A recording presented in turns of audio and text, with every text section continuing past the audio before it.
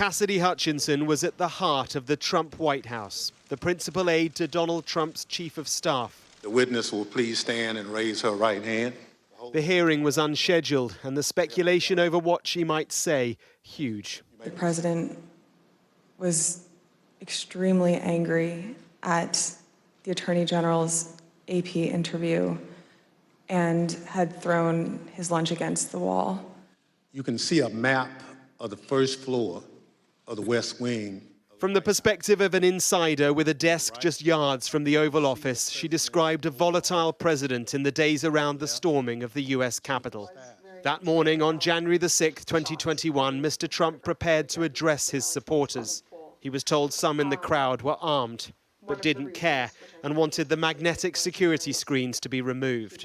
I overheard the president say something to the effect of, I don't effing care that they have weapons. They're not here to hurt me. Take the effing mags away. Let my people in. They can march to the Capitol from here.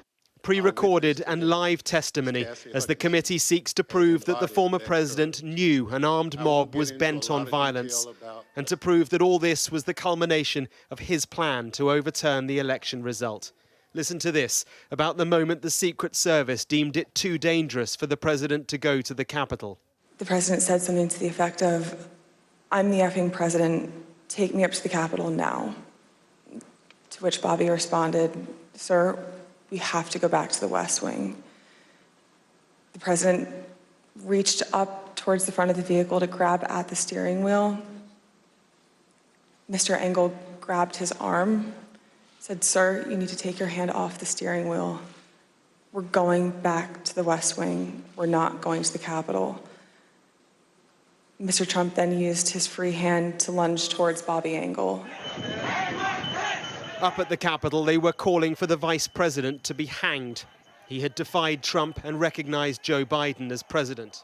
Now we know the conversations in the West Wing. I remember Pat saying something to the effect of, "Mark, we need to do something more.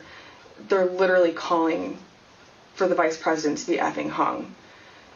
And Mark had responded something to the effect of, "You heard him, Pat. He thinks Mike deserves it. He doesn't think they're doing anything wrong."